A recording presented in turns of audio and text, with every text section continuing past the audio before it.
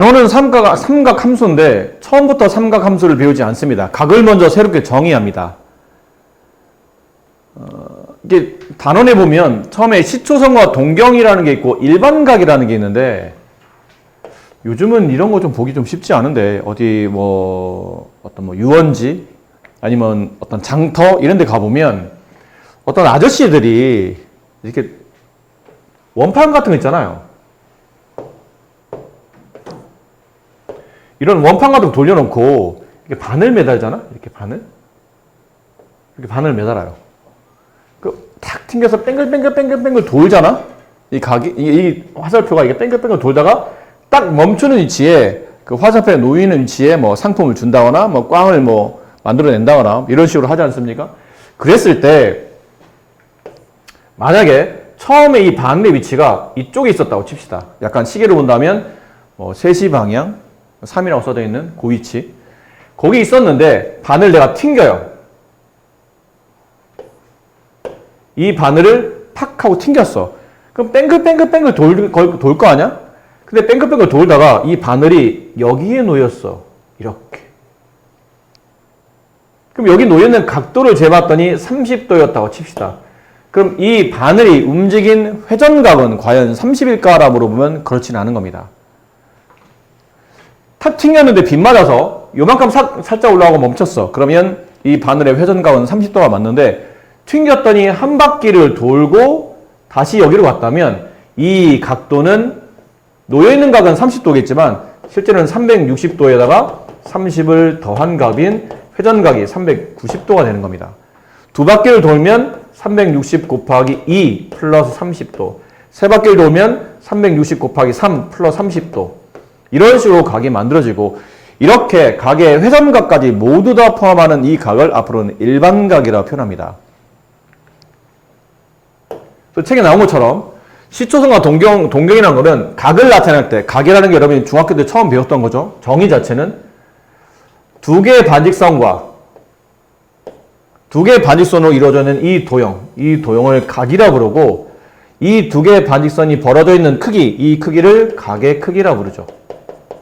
이렇게 불렀는데 처음에 각이 시작되고 있는 이 반직선을 시초선이라고 부릅니다. 각이 시작된다는 뜻에서 시초선이라고 부르고 움직이는 반직선의 한자어가 동경입니다. 얘가 움직이는 겁니다. 그러면서 이 시초선과 동경에서 벌어져 있는 이 크기를 우리가 보통 일반적으로 각의 크기라고 부르는 건데 문제는 이 동경이 두 번째 개념에서 보신 것처럼 시계의 반대 방향으로 움직이면 이 각의 방향을 양의 방향 혹은 양각이라고 표현하고 시계 방향 이쪽으로 이렇게 움직이면 음의 방향 혹은 음각이라고 부릅니다. 그러니까 이렇게 벌어져 있는 각도는 양각이 되는 거고 이렇게 벌어져 있는 각도는 음각이 된다는 뜻이에요. 그러니까 방향을 나타내는 겁니다. 시계 반대 방향, 양각, 시계 방향, 음각. 그래서 각을 표현할 때 양각은 당연히 각의 크기에 플러스를 붙이고 음각은 각의 크기에 마이너스를 붙입니다. 좀 각에 마이너스가 있는 건가요? 설마 어떻게 각이 마이너스가 생기죠? 저희는 각을 항상 양수로 배웠는데 각이 가장 작은 각은 0도고 항상 각이 양수로 배웠는데 이게 음각이라는 게 각이 음수라는 게 존재하는 겁니까? 그러면 지금 보신 것처럼 존재합니다. 정의를 새롭게 내린다고 그랬잖아요. 각에 대한 정의를. 그래서 시계 방향으로 각이 움직이면 음의 방향 옮겼기 때문에 음각이라고 불러주는 거예요. 아셨어요? 약간 느낌이 이런 거죠? 여기 시초선이 있었어요. 동경이 여기 있는데 이만큼 움직였어. 이게 시초선이고 이 각도가 45도야. 그럼 플러스 45도가 맞아요. 근데 여기서 시초선이 있었는데 동경이 이리로 갔어요. 근데 여기는 벌어져 있는 각도가 60도야. 그럼 그때는 각을 60도로 쓰지 않고 마이너스 60도로 쓰는 겁니다. 음으로 시초선을 기준으로 시계의 방향을 움직이면 음각, 양으로 움직이면 양각 이렇게 표시한다는 뜻이에요. 자, 이렇게 표현에 대한 의미는 알아야 되고 그다음에 일반각, 아까 말씀드린 일반각이죠. 앞으로는 각이 놓여있는 크기만 계산하지 않고 회전각을 모두 다 계산해서 그 회전각까지 포함한 게 일반각이 됩니다. 근데 그러다 보니까 360도 곱하기 n은 정수값이에요. 이 n이 양수이면 이게 양각이 되는 거고 이 n이 음수가 되면 각이 음각이 되는 겁니다. 그러니까 방향이 어디로 가냐가 이 n에 대해서 결정되는 거고 n이 0이 되면 그냥 놓여있는 각 자체가 일반각이 되는 거고, n에 이제 수치가 들어가게 되면 그때부터는 회전각까지 모두 다 고민하는 것. 이게 일반각이 됩니다. 그러다 보면 결국은 일반각의 목적이 뭐냐는 거죠. 왜 이렇게까지 각을 힘들게 표현해서 각을 이렇게 확장시키냐는 거지. 우리가 알고 있는 뭐 30도, 60도, 90도, 180도, 360도. 우리가 알고 있는 각은 다 대부분 거기 안에 있잖아요. 0도부터 360도까지. 0에서부터 90도 사이가 예각, 90은 직각, 90에서 180 사이는 둔각. 이렇게 표현하잖아요. 근데 각을 이렇게까지 확장시키는 이유가 뭐냐면 조금 있다가 삼각 함수를 배울 거기 때문입니다. 삼각 함수는 함수니까 y라는 변수가 써지죠. 그 y 옆에다가 사인을 붙일 거고 코사인을 붙일 거고 탄젠트를 붙일 겁니다. 중학교 때 배웠던 사인, 코사인, 탄젠트. 이런 걸 붙여도 됩니까? 어떤 각도가 주어집니다. 사인 옆에 각이 주어지겠죠. 코사인 옆에 각이 주어질 겁니다. 탄젠트 옆에 각이 주어집니다. 사인 각을 쓰게 되면 그 사인 각도가 몇 도냐 따라서 그 사인의 값이 하나의 값으로 정리가 됩니다. 함수의 뜻이 그거잖아. 이번 시험에도 배웠듯이 x가 하나로 정해지면 y 값이 하나로 결정되는 그 관계가 함수이기 때문에 여기 있는 사인 옆에, 코사인 옆에, 탄젠트 옆에 각만 주어지게 되면 그 값들이 하나로 정리되기 때문에 함수로 표현이 가능합니다. 그러다 보면 삼각함수를 정리하다 보면 이 각이 정의역 범위가 되고 그 각을 집어넣어서 나온 삼각 B의 값이 함수값이 되다 보니까 이 각을 무한히 확장할 필요가 있는 겁니다. 실수 범위로 확장시켜야 그래프를 완성할 수 있잖아. 우리가 그리는 그래프는 연속적으로 표현되는 경우가 많기 때문에. 그러다 보니까 각이 무한히 커지거나 무한히 작아지는 확장성을 가져야 되기 때문에 강제로 각을 이렇게 늘려놓는 겁니다. 일반각으로 표시하시게 된다는 거죠. 뭐 내용이 그렇게 어렵지는 않습니다. 근데 새로운 말들이고 새로운 용어다 보니까 익숙하지 않고 받아들이기가 좀 쉽지 않겠지만 내용 자체는 굉장히 단순하다고 생각하시면 됩니다. 아, 이런 것들이 있구나. 이런 걸 새로 배우는구나. 각의 방향에 따라서 양각, 음각이 정의되고 기존에는 우리가 놓여있는 각의 위치만 생각했는데 이제는 놓여있는 것뿐 아니라 회전한 방향과 회전한 횟수에 따라서 전체 각의 크기를 일반각이라는 각으로 표현해서 각을 무한히 확장하는구나 라고 생각하시면 되는 거고요. 4분면의 각은 확장하다 보니까 이 각을 4분면 위에 올립니다. 이유는 당연한 겁니다. 함수를 그리려면 x축, y축에 올려놔야 되기 때문에 각을 이렇게 4분면 위에 올려놓고 이제 회전시킵니다. 회전시키다 보니까 각이 동경의 위치가 여기 있느냐, 동경이 여기 있느냐, 동경이 여기 있느냐, 동경이 여기 있느냐에 따라서 이 각의 이름을 4분면의 각이라고 불러주고 동경이 1,4분면에 놓이면 말 그대로 그 일반각은 1,4분면의 각이 되고 2,4분면, 3,4분면, 4,4분면 동경이 놓이는 위치에 따라서 4분면의 각이 결정이 됩니다. 그러다 보니까 좀 이따 나올 텐데 제1,4분면의 각을 표현할 때는 그냥 의미 없이 1,4분면이니까 뭐 여기 사이 아닌가? 여기 사이면 0도부터 90도 사이니까 뭐 어떻게 써야 되지? 이렇게 쓰면 되나? 근데 이거는 일반각을 고려하지 않은 굉장히 초딩스러운 각의 표현인 거고 고등학생이라면 일반각의 표현, 요 1,4분면의 각은 360 곱하기 n 플러스 0도보다는 크고 360 곱하기 n 플러스 90보다는 작다라고 일반각으로 표현하는 겁니다. 회전각을 포함해서 0보다 크고 회전각을 포함해서 90보다 작은 요 사이에 놓여 있는 각, 그 각을 제1,4분면의 각이라고 불러준다는 얘기죠. 나머지도 비슷하게 이렇게 표현해 주시면 됩니다. 그렇다면 자, 시초선이 반직선 OX일 때 다음 각을 동경 OP의 위치를 다음 각이 나타내는 동경 OP의 위치를 그림으로 나타내는 건데 그러니까 시초선 OX가 어디에 써야 됩니까? 그러면 이거는 지금 따로 OX의 그 위치를 규정하진 않죠. 그러니까 여러분이 그리고 싶은 대로 그리세요. 이렇게 그리셔도 되고요. OX 뭐 이렇게 표시하시고 시초선 OX 그럼 동경을 표시해야 되는데 짝수만 하자고 했으니까 280도는 양각이죠. 양각이라는 얘기는 시계의 반대방으로 움직인 겁니다. 그럼 여기서부터 280도는 한 바퀴를 채 돌지 못했고요. 360에서 얼마를 빼야 280이 되냐면 80도를 빼야 되죠. 그럼 이 정도가 되지 않을까요? 그러니까 90도가 이 정도 되니까 10도 정도 뺀 길이 이 정도. 네, 이렇게 표시하시면 돼요. 그리고 여기다 이렇게 표시해서 네, 280도. 이 화살표를 쓰는 이유는 방향을 나타내기 위한 겁니다. 저렇게 돌았다라는 방향을 나타내기 위해서. 이렇게 파란색으로 이렇게 표시하시면 이게 동경을 나타내는 그림이 되고. 태훈아. 그리고 여기는 뭐 마이너스 380도도 마찬가지예요. 꼭 시초선 여기다 그려야 됩니까? 그러면 꼭 그럴 필요는 없지만 일반적으로는 보통 나중에 함수 그림 그리다 보면 시초선이 X축의 양의 방향이 되는 경우가 많기 때문에 그냥 처음부터 저렇게 그려주시는 게 좀 이해하기 편해서 이렇게 그리는 거지. 꼭 이 위치에서 꼭 지금은 이 위치에 그릴 필요는 없어요. 여기 O, 여기 반지선 위치 어딘가 X가 있겠죠? 이렇게 돌아갑니다. 돌아가는데 이쪽 돌면 양각인데 얘는 음각이잖아. 마이너스 380이면 한 바퀴를 음의 방향으로 한 바퀴를 돌고 20도를 더 가야 됩니다. 그럼 그 위치를 이렇게 표현하게 되면 한 바퀴를 돌고 20도를 더 간 거니까 이렇게 표시하시면 돼요. 이런 느낌으로. 여기다 마이너스 380이라고 쓰시면 됩니다. 그래서 여기 20을 표시해야 됩니까? 아니요. 그럴 필요는 없어요. 그냥 회전각에다 이렇게 표시해 주시면 됩니다.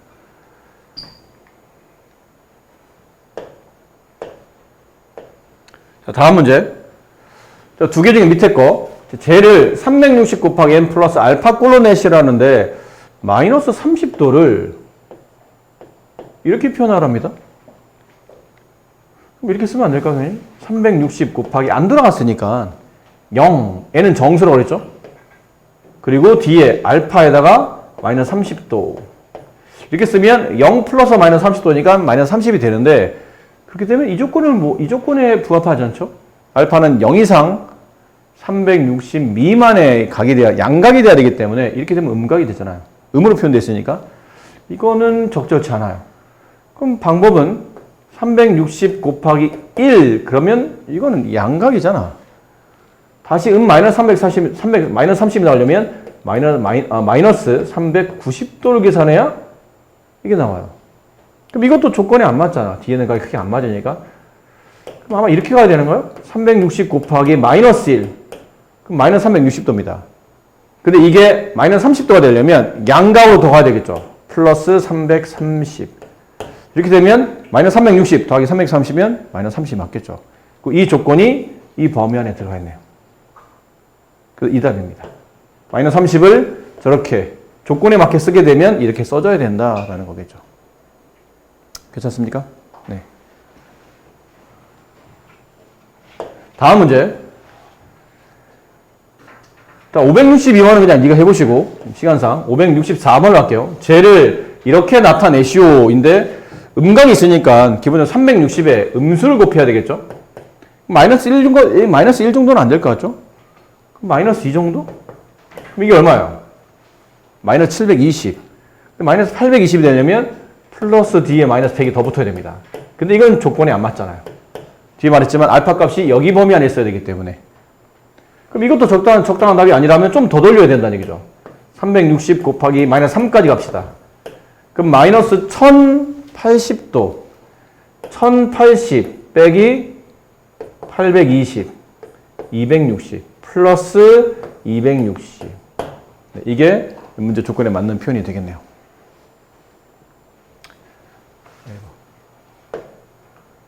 자, 이것도 그냥 맨 밑에 것만 해봅시다. 마이너스 1070도 몇 사분면의 각입니까? 사분면 그리시고요. 마이너스 1070이면 마이너스 360이 몇 번 가야 되죠? 마이너스 3번. 그럼 마이너스 1080 거기 10만큼. 그럼 마이너스 1070 되지 않나요? 그렇죠. 그럼 이건 무슨 의미냐면 돌긴 돌아. 몇 바퀴를? 3바퀴를. 어느 방향으로? 시계 방향으로. 이건 시계 방향이에요. 시계 방향으로 한 바퀴, 두 바퀴, 3바퀴를 돌고 어느로? 이번엔 양각으로 10도를 더 가는 겁니다. 양이니까 다시 이번에는 시계 반대 방향이에요. 이건 시계 반대 방향이죠. 시계 방향으로 3바퀴 돌고 돈 다음에는 시계 반대 방향으로 10도를 돌려야 되니까 동경이 여기 놓이게 됩니다. 이해됐니? 몇 사분면 각인가요? 제1사분면의 각. 이렇게 써지겠죠.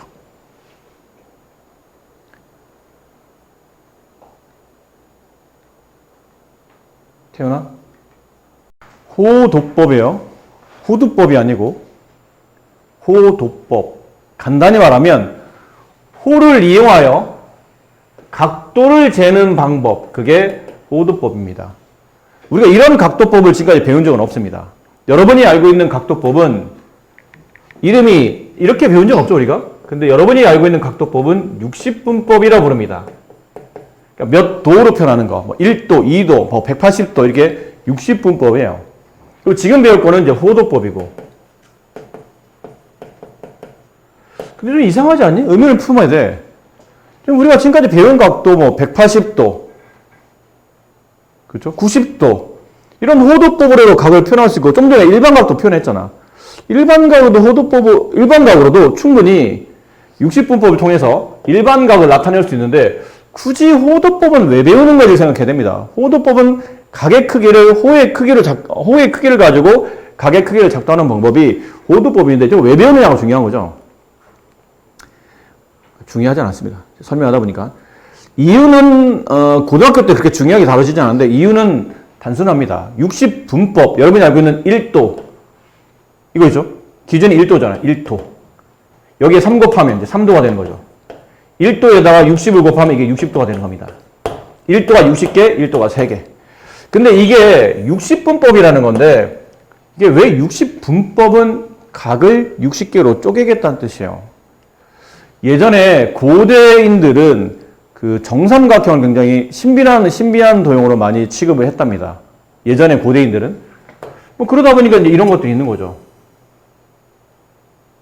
정삼각형. 니네 이런 거 많이 봤을걸? 응? 이런 거 많이 보지 않았니, 니네? 이건 안 되는구나.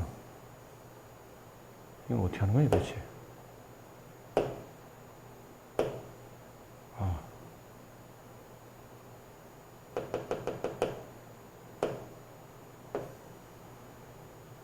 니네 이런 거 많이 봤잖아.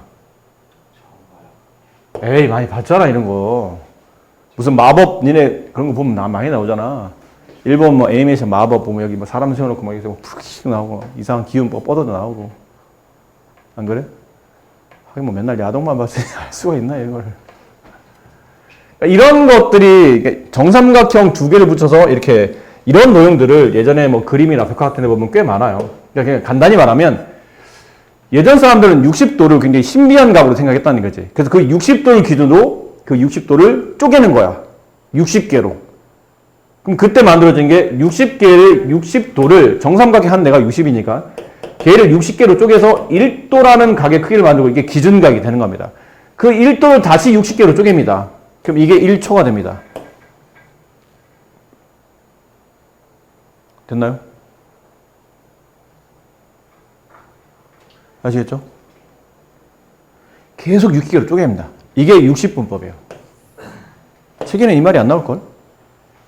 나와요? 뭐 어쨌든 뭐 중요하진 않으니까요. 그렇습니다. 근데 이거를 왜 우리가 다시 호도법을 배워야 되냐면, 자, 이게 문제가 뭐냐면요. 60분법은 나누는 거잖아? 각을 나누는 거야. 근데 나눈다라는 숫자는 어디 범위 안에 있는 숫자냐면 유리수 범위 안에 있는 겁니다. 왜지? 유리수는 분수로 표현되는 모든 숫자가 유리수거든. 나누는 거야, 나누는 거. 그럼 결국 60분법은 각의 크기를 유리수 안에서만 정의할 수 있다는 뜻이죠. 결국 각을 무리수까지 확장을 못한다는 뜻이야. 이게 왜 문제가 되는 걸까? 그럼 각을 표현할 때 실수라는 게 연속성을 띄려면 굉장히 많은 구간에서 유리수가 발생해야 되겠지만 그 유리수가 채워지지 못하는 그 빈틈을 누가 채우는 거죠? 무리수가 채우는 겁니다. 그래서 유리수와 무리수 합쳐서 실수가 되는 거잖아. 근데 각을 60분법으로 계속 쪼개기만 하면 계속 분수값으로 유리수로 각을 나누기만 하면 무리수를 표현할 수가 없다는 뜻이에요. 그럼 각에 연속성을 줄 수가 없다는 거지. 각의 연속성을 못 주게 되면 함수 그래프를 그렸을 때 그래프가 연속적이지 않고 끊어진다는 뜻이에요. 이렇게 중간중간에 끊어져 있다는 뜻이야. 그러다 보니까 수학자들이 각의 연속성을 줘서 이 함수값을 통해서 상하함수를 정의하고 싶은데 60분법은 태생 자체가 각을 계속 쪼개고 있기 때문에 각이 연속적이지 않다는 게 문제예요. 그래서 각의 각의 크기를 연속적으로 주려고 하다 보니까 고민해서 만들어낸 게 저 호도법이야. 호도법은 이겁니다. 만약에 시초선이 여기 있어. 이게 시초선이야. 각이 시작되는 위치. 근데 이제 동경은 움직여요.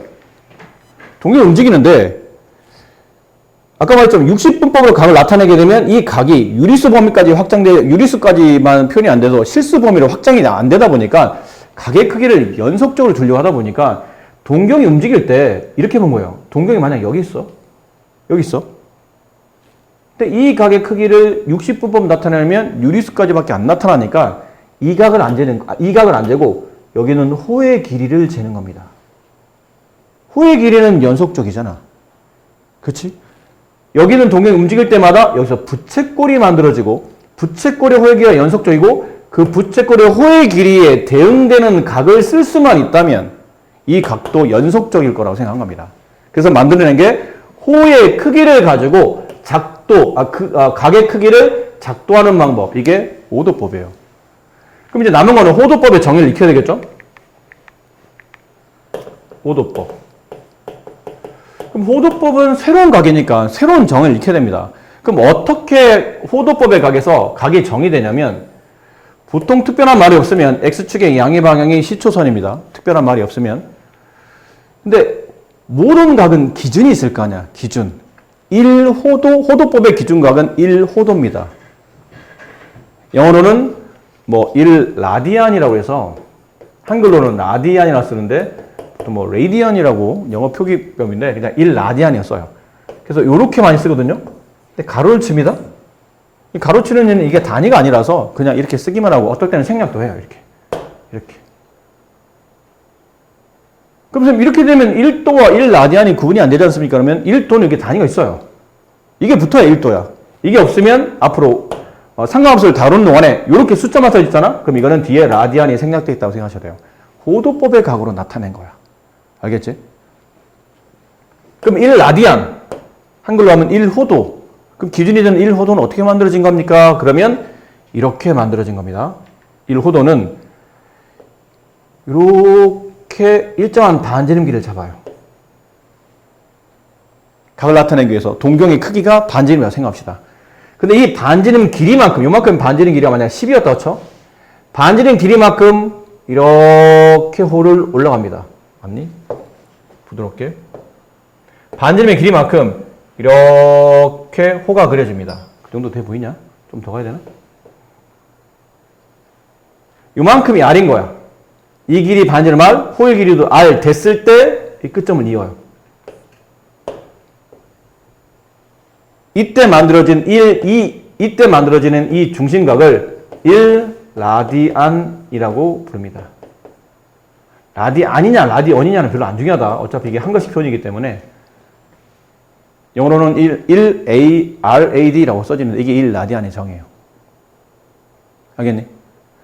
이게 반지름. 그럼 호의 길이만큼 반지름. 그럼 그때 중심각이 1라디안. 그럼 만약에 이게 반지름. 호의 길이가 R 이만큼 더 갔어. 여기 중학교 때 배웠잖아. 중학교 때 안 배웠니? 호의 길이에 부채꼴의 중심각은 정비례한다 라고 배웠죠? 이만큼 더 R. 그럼 이게 1라디안? 그럼 얘도 1라디안. 됐니? 그럼 다시 이만큼 또 R. 그럼 이만큼은 또 다시 1라디안. 그럼 하다 보니까 반지름이 R일 때는 1라디안, 반지름이 2R일 때는 2라디안, 반지름이 3R일 때는 3라디안이네. 그렇지 않니? 그렇게 되잖아. 반지름이 R일 때 그때 중심각은 호의 길이가 R일 때 그때 중심각은 1라디안. 그럼 반지름이 R일 때 호의 길이가 2R이면 2라디안. 3R이면 3라디안이지? 그럼 만약에 반지름이 R인데 호의 길이가 파이 R이면 그때 중심각은 파이 라디안이 되지 않을까요? 규칙성에 따라 움직이면. 근데 생각해봐. 파이 R이 어디서 많이 보던 거 아니냐? 파이 R? 잘 모르겠니? 그럼 이거는 보이니? 2파이 R이 뭐니? 원의 둘레. 이거 원둘레잖아. 2파이 R. 반지름이 R일 때 원둘레 구하는 공식 2파이 R. 그럼 파이 R은 뭐야? 아니, 2파이 R이면 한 바퀴 뺑 돌아가는 길이지. 그럼 파이 R이면 반만 돌아간 거잖아. 그럼 결국은 이렇게 반원일 때 호의 길이, 반원일 때 호의 길이의 중심각이면 파이 라디안인데 이걸 우리가 알고 있는 60분포로 보면 몇 도인 거죠? 180도네? 그럼 알아낼 수 있는 게 이거예요. 그러면 가만히 있어봐. 호도법과 우리가 알고 있는 60분포를 연결해야 되는 거야. 호도법은 우리한테 익숙지 않거든. 좀 익숙한 각을 만들려고 하다 보니까 자꾸 호도법을 60분포로 끌어오는 역할을 많이 하는데 호도법에서 파이 라디안은 60분법에서는 180도랑 같은 겁니다. 그래서 여기서부터 시작이 되는 거예요. 양변을 파이로 나눠. 양변을 파이로 나눠. 정확히 말하면 파이 라디안으로 나오는 거죠. 그러면 1라디안의 크기는 60분포로 본다면 파이분의 180도가 되는 겁니다. 알겠니? 1라디안은 180 나누기 파이니까 180도 나누기 파이. 파이가 대충 3.14 이렇게 되잖아. 대충. 그렇지 않니? 그래서 1라디안은 대충 따져보면 57점 몇 도 이렇게 나와. 순환하지 않는 이것도 무한소수예요. 그리고 양변을 180도로 나눕니다. 그럼 180도 분의 파이, 라디안은 1도랑 같은 거야. 죄송해요. 180으로 나눈 겁니다. 180도가 아니고 그냥 180으로 나눈 거야. 180도를 180으로 나누면 1도가 남지. 그 1도는 실제로 라디안을 표기하게 되면 180도 분의 파이 라디안과 같은 겁니다. 이걸 잘 기억하셔야 돼요. 왔다 갔다 잘 돼야 됩니다. 아셨죠?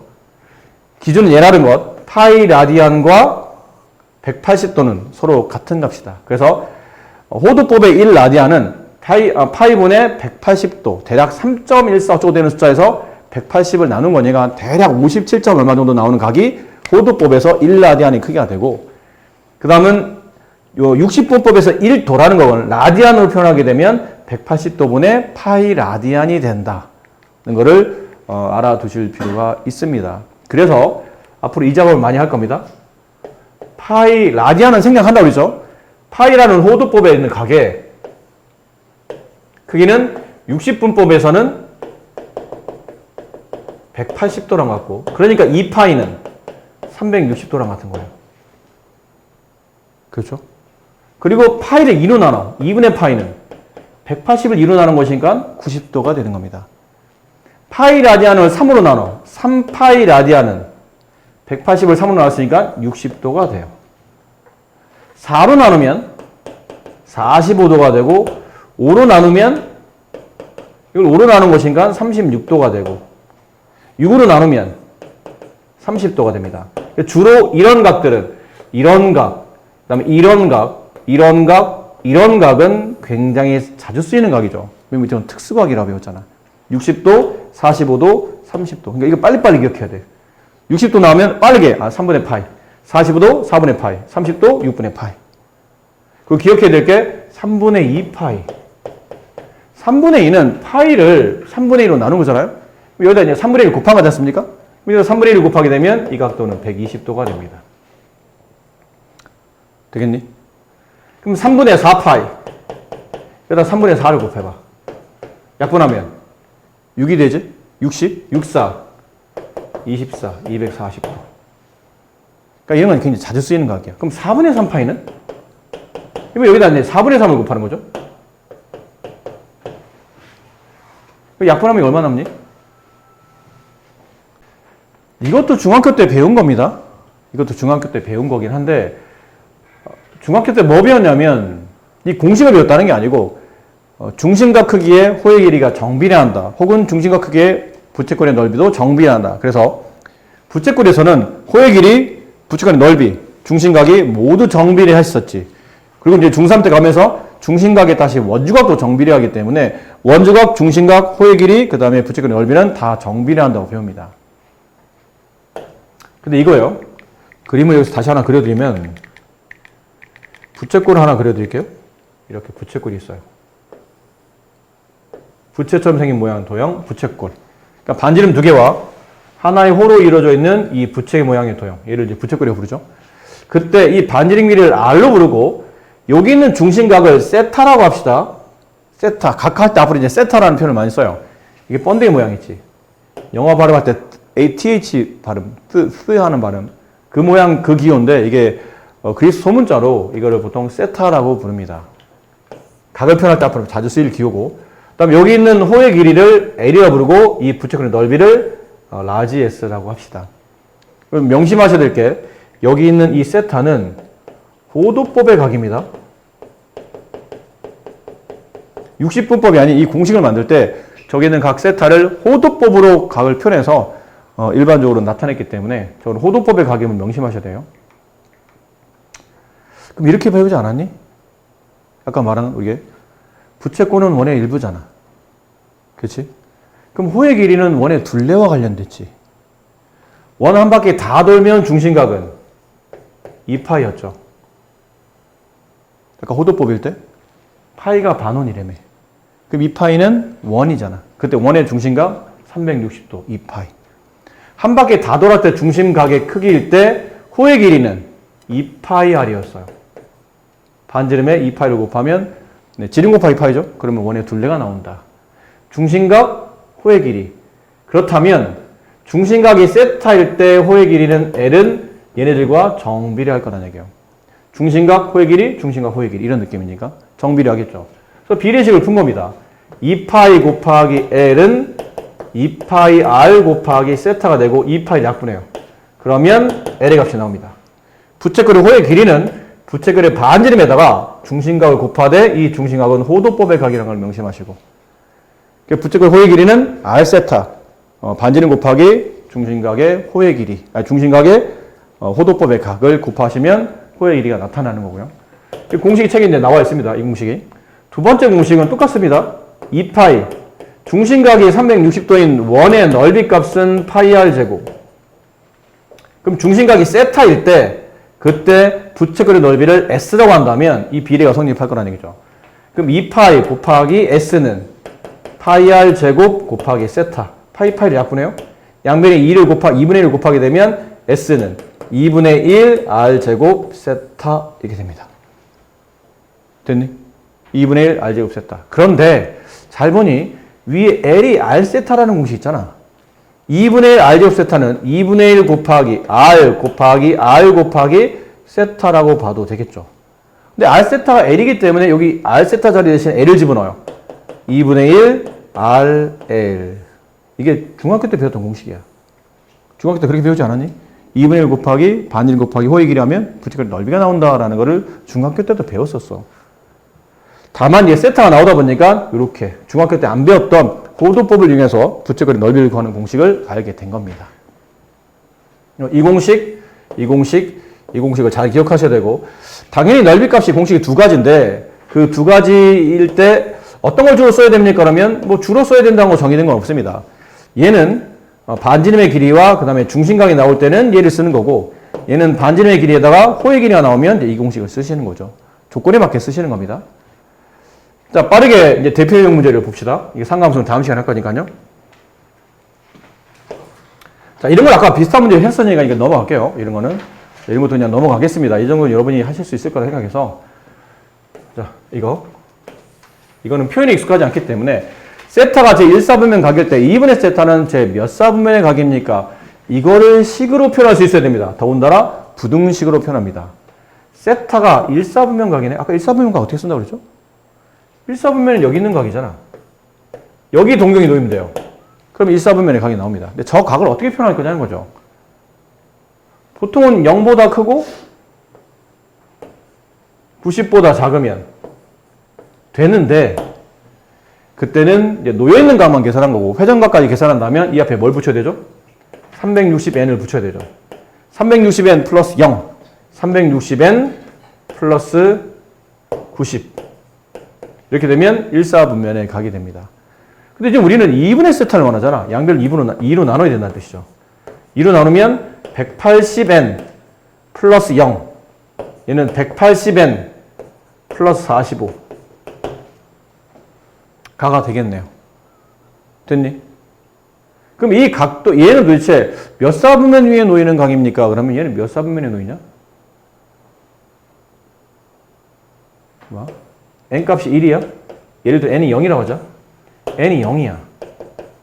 그럼 쟤는 어디 있니? 2분의 세타는 0보다 크고 45보다 작은 각이니까 몇 사분면에 놓이는 각이죠? 1, 4분면에 놓이는 각입니다. 근데 n 값이 1이 되면 1 집어넣으면 180보다 크고 2분의 세타는 180 플러스 45. 그럼 어디 있니? 여기 있다는 얘기잖아, 여기. 180도는 절반만 간 거고 거기다 45도를 더 가게 되면 여기 있겠지. 저기는 3, 4분면의 각이네요. n 값이 이제 2가 되게 되면 저도 2를 곱하면 360 2분의 세타 360 플러스 90. 몇 사분면 각이죠? 다시 1, 4분면의 각이 됩니다. 왔다 갔다 하다 보니까 얘가 놓이는 각은 1, 4분면 각 아니면 3, 4분면의 각이라는 걸 알 수 있다는 얘기죠. 45. 네, 어디요? 네, 45입니다. 미안합니다. 네, 45죠? 네, 여기다 집어넣은 거니까요. 네. 아시겠죠? 네. 그렇게 이제 답이에는 두 개라는 거. 여기는 해야 되는 겁니까? 이거는 여러분 연습 좀 해보세요. 아까 잠깐 설명드렸는데, 뭐 이렇게 대단히 어려운 부분은 아니니까. 예. 자, 이 문제는 위에 있는 내용이 외운다는 느낌보다 좀 이해를 해야 되는데 위에 있는 그림을 잘 참고하셔야 됩니다. 근데 꼭 이 유형만 나오는 건 아니라 사실 뭐 위에 것만 본다 해서 다 문제가 풀어지는 건 아니지만 그래도 가장 대표적인 게 위에 나와 있으니까 614 각 세타를 나타내는 동경과 4세타를 나타내는 동경이 일치할 때 세타 값을 구하랍니다. 도대체 무슨 말인지 오늘 처음 배우다 보니까 아마 무슨 말인지 못 알아듣는 그런 케이스가 더 많으실 겁니다. X축, Y축, 원점. 4분면 위에다 동경을 올려놓습니다. 그럼 보통 특별한 말이 없으면 X축의 양의 방향, 원점에서부터 오른쪽으로 가는 이 반직선이 보통 일반적으로 시초선이라고 했죠. 근데 세타가 0보다는 크고 파이보다 작대라는 뜻은 0보다는 크고 세타는 180보다 작은 각이라는 뜻이에요.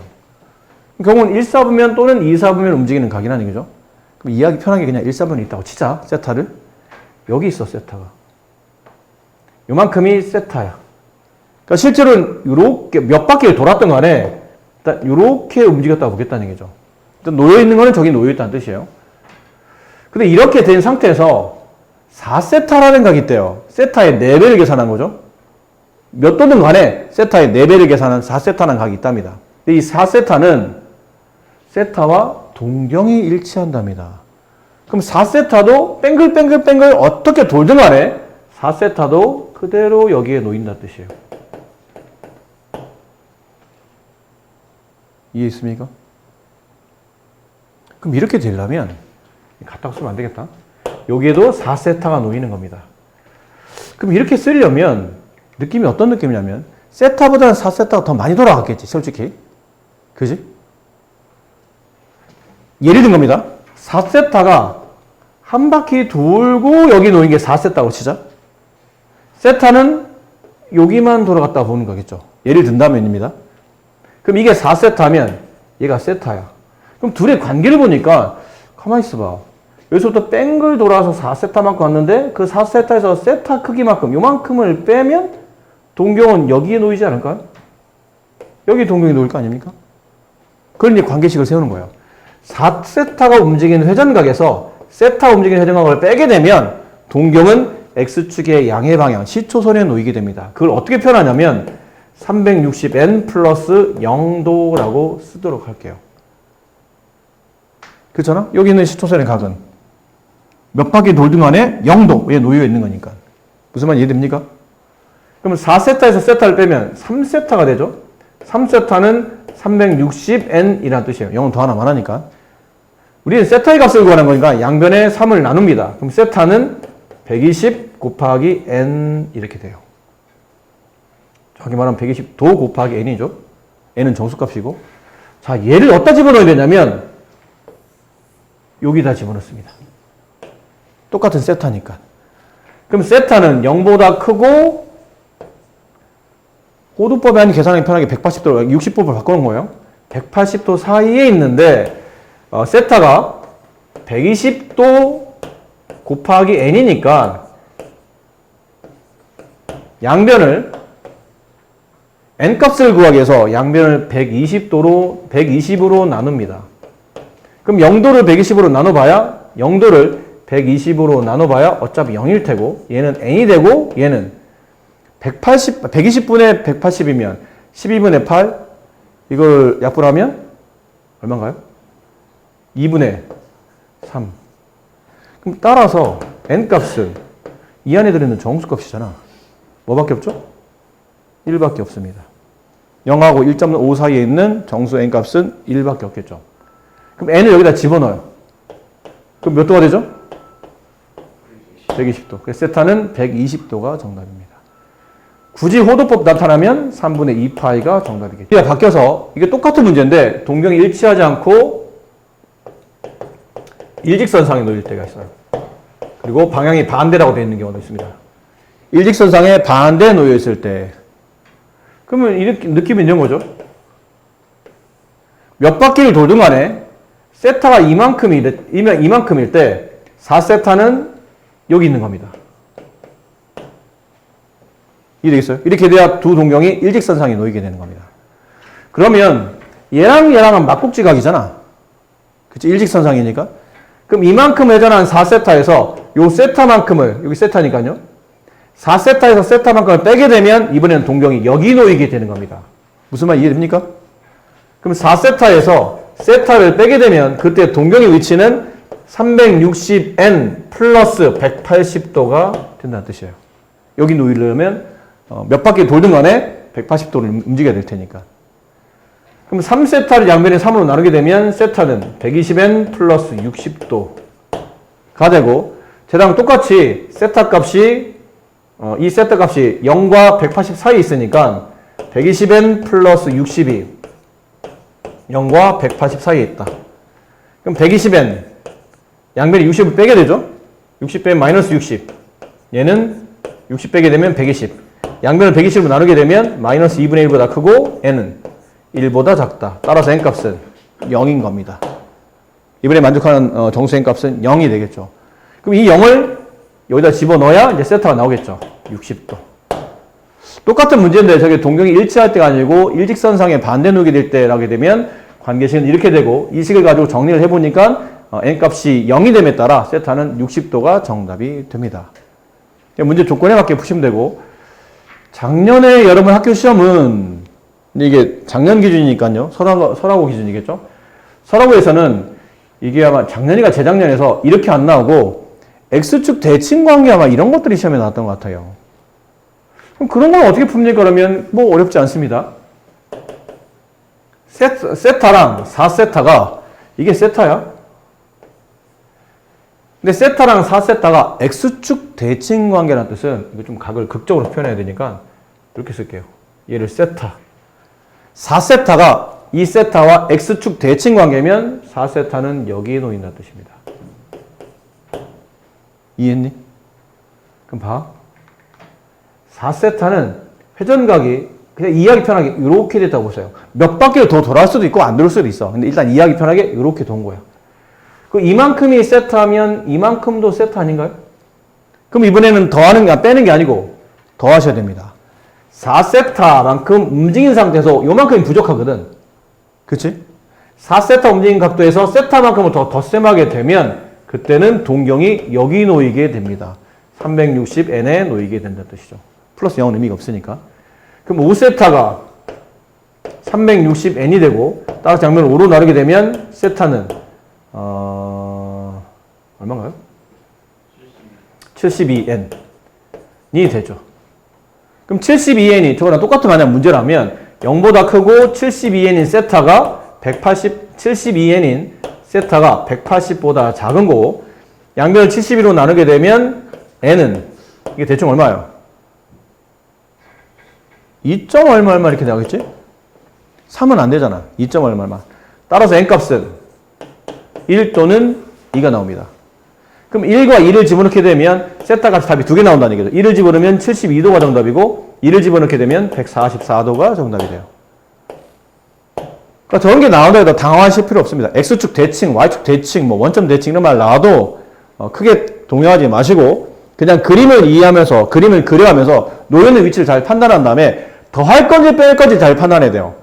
얘네들 각끼리 세타랑 4세타 혹은 뭐 세타랑 5세타 이렇게 나와 있는 각끼리 더할 건지 뺄 건지를 잘 판단해서 왜 더하고 빼는 걸 가지고 결정해야 되냐면 더하거나 적당히 그 각들을 빼게 되면 동경이 크게는 셋 중에 하나입니다. 여기가 있거나 아니면 동경이 여기가 있거나 아니면 동경이 여기가 있거나 아니면 동경이 여기가 있는 겁니다. 그렇게 만들려고 하는 겁니다. 그럼 여기가 있는 경우는 360n이 되고 여기가 있는 거는 360n 플러스 90이 되고 여기가 있는 거는 360n 플러스 180이 되고 여기가 있는 거는 360n 플러스 270이 만들어진다는 얘기죠. 이렇게 가게 만들려고 하는 거야. 더하고 빼는 이유는. 이해되셨어요? 그 그림을 잘 외우려고 하지 마시고 그림을 잘 보고 판단해서 내가 더할지 뺄지에 따라서 동경의 위치가 이 네 군데 중에 한 군데에 위치하도록 만든다라고 생각하시면 외울 필요는 없습니다. 책에 보면 다 외우라고 되어 있는데 그러지 마세요. 그런 짓 하지 마세요. 여기 나와 있죠? 그냥 대칭 관계. 뭐 이거 외우라고 되어 있잖아. 외우지 마. 이거 왜 외워? 이 그림을 이해하면 되는 거지. 비슷한 문제 풀었으니까요. 자, 이게 아마 네 이렇게 두 문제 남았네요. 두 개 빨리 마무리합시다. 지금 시간상 얼른 해야 될 것 같아요. 호의 길이가 2파이고 넓이가 8파인 부채꼴의 중심과 크기를 구하랍니다. 아이고야. 이건 너무 쉽지 않나요? 넓이가 나왔잖아. 넓이 S를 구하는 공식은 두 개 중에 하나죠. 2분의 1 R제곱 세타 아니면 2분의 1 RL입니다. 뭘 써볼지 판단해야 되는데 호의 길이가 나와 있네요. 밑에 걸 써먹어야죠. 8파이는 2분의 1 곱하기 부채꼴 반지름 R 곱하기 호의 길이 2파이. 파이 약분하고 양변 약분하면 4가 남고요. 따라서 반지름 R 값은 8이 됩니다. 중심각을 구해야 되잖아. 근데 호의 길이가 나와 있는데 중심각을 구하는 문제니까 L은 R 세타 다시 여기다 집어넣어야 되겠죠. 호의 길이 2파이 반지름 8 곱하기 세타 따라서 세타는 8분의 2파이 약분하면 4분의 파이 60분법으로는 45도가 정답이에요. 그래서 중심각을 찾아낼 수 있는 거죠. 그럼 공식 두 개를 잘 기억하고 계셔야 됩니다. 구분해서 잘 기억해야. 네. 파이로 배운 지 얼마 안 돼서 조금 낯설긴 할 겁니다. 하지만 해보시면 크게 어렵지 않게 풀 수 있는 문제고요. 자, 오늘 마지막 유형 문제입니다. 네, 이것도 중요합니다. 이것도 왜냐면 교과서마다 다 있기 때문에 이것도 중요한 문제예요. 우리나라 이제 구정 교과서 중에 이 문제가 없는 교과서는 없습니다. 다 있습니다. 어떤 교과서에서 어떤 시험을 본다 하더라도 항상 나올 수 있는 우선순위 중에 하나인 문제라고 봐야 되겠죠. 근데 어렵진 않아요. 둘레 길이가 12인 부채꼴 중에서 넓이가 최대인 것. 이거보다 어렵게 출제될 수도 있습니다. 이거는 그냥 기본 유형이니까요. 부채꼴. 둘레 길이가 15야. 근데 넓이의 최대값을 구하랍니다. 그때 반지름 길이. 어떻게 구하지? 반지름 길이 구하라는데 일단 반지름을 내가 R로 쓸까? R. 여기 R. 둘레가 10이네? 그럼 이 부채꼴의 둘레를 구하려면 이 길이를 정의해야 되지 않나요? 여기까지 해야 둘레가 나오니까.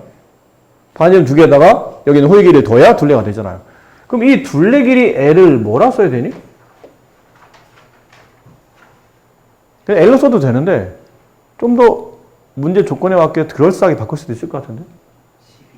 12 그렇지. 12-2R이 더 좋습니다. 이렇게. 됐니? 그러고 나니까 넓이 값을 구하라잖아. S를 구하라는 얘기야. 근데 공식 두 개 있지? 두 개 중에 뭘 써야 되니?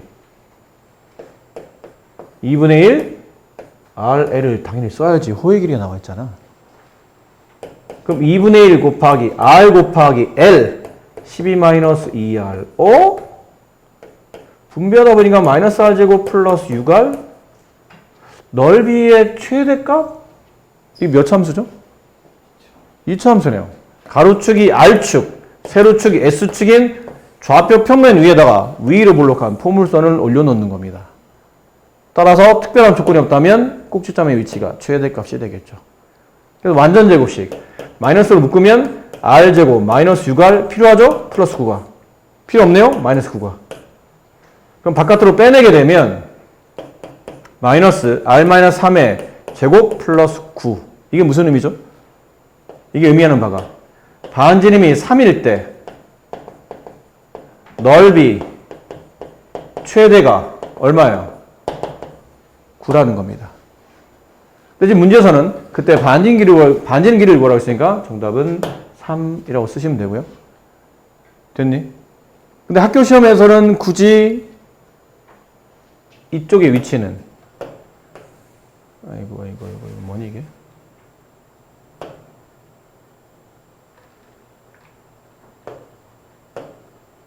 학교 시험에서는 뭐야? 이게 아닌가 봐. 이렇게 하는 게 아닌가 봐. 학교 시험에서는 이 정도는 네, 필요 없는 부분이죠. 이렇게 한다는 자체가 쓸데없이 시간을 길게 자기가 본인이 길게 잡아먹고 있는 겁니다. 그러면요? 이걸 왜 이렇게 합니까? 이것만 가지고 벌써 답이 나와야 돼요. 아까 말했지만 얘는 가로축이 S축, 세로축이 가로축이 R축, 세로축이 S축인 이런 좌표 평면에다가 위로 블록한 포물선을 그릴 건데 이거 인수분해가 되어 있네? 인수분해 되어 있는 걸 왜 굳이 풀어서 전개합니까? 인수분해 되어 있다는 뜻은 R이 0일 때와 이게 0이 되는가? 얘가 0이 되는가? R이 6일 때 이 R축과 만나는 위로 블록한 포물선에 교점이 발생한다는 얘기잖아요. 이게 R축, 위로 블록한 포물선, 여기 0, 6. 그런 거 아니야? 그럼 당연히 지금 이 포물선은 넓이 S에 대한 최대값 구는 거니까 최대값 당연히 꼭점 저 앞에 나올 거고 0과 6에서 이 R축과 만난다는 뜻은 축이 어디 있다는 얘기죠? 축이 R값이 3에 있다는 얘기잖아. 조하고 대칭이니까. 0과 6의 정중앙값. 그럼 얘는 R이 3일 때 R3을 여기다 대입하면 되지. 여기다 대입하면 되잖아요. 그러면 R3일 때 S는 2분의 1 곱하기 3 곱하기 이건 얼마니? 그래서 3 집어넣으면 6. 약분하면 3이 되고 3, 3은 9.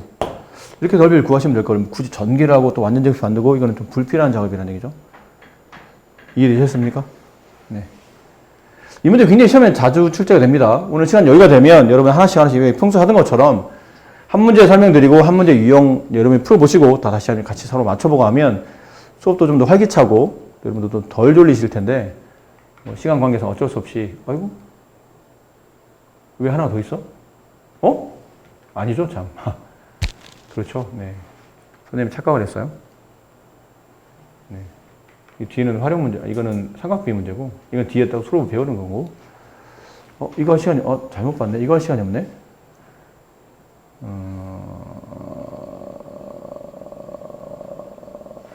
어렵진 않은데 시간이 애매하네. 현민이가 가야 돼서 이렇게 합시다. 이건 니네가 중학교 때 배웠잖아? 중학교 때 배웠어 얘들아. 원뿔을 펼치면 원뿔의 건널비를 구할 수 있죠? 뭐 이런 거 아닙니까? 원뿔을 펼치면 이걸 펼치게 되면 이런 식의 부채꼴과 하나의 원이 만들어지고 이 호의 길이와 이 원의 둘레는 서로 같고 그렇지? 중학교 때는 우리가 힘줘서 공부하지 않았지만 이제 이런 거 외워야 된다. 외운다는 느낌보다는 당연히 알아야 돼. X, 여기 반지름 R, 여기 모선의 길이를 L이라고 합시다. 이 L이 실제는 이 길이죠. 이 길이. 얘가 R이고. 근데 원뿔일 때는 없다가 펼치게 되면 중심각이라는 게 나타나지. 이 중심각을 구하는 공식, 이거는 근데 이 X는 60보법의 각이다. 중학교 때 배웠던 공식이니까. 이 X라는 각을 구하는 공식은 공식이 쉬워서 그래. 모선의 길이 분의 반지름 곱하기 360도. 이렇게 되면 이 X를 구할 수 있는 공식이 나오죠. 이 X를 구해놓고 아까 한 것처럼 우리가 호도법을 바꾸시면 돼요. 필요하면 이렇게 배우시고 또 필요하다면 이제 피타고라스 같은 것도 좀 필요할 수도 있고 나중에 높이가 나와 있다면 그런 걸 활용하시면 됩니다. 아셨죠? 네. 그래서 여기까지 과제를 오늘 여기는 안 풀어드렸는데 시간상 과제는 여기는 632번까지 과제를 목요일까지 잘 깔끔하게 해오시고 요 다음 시간에는 여기에 대한 간단한 질문과 그다음에 이 뒤에 있는 삼각비, 상함수 이쪽을 이제 설명을 좀 드리도록 할게요. 고생 많으셨습니다.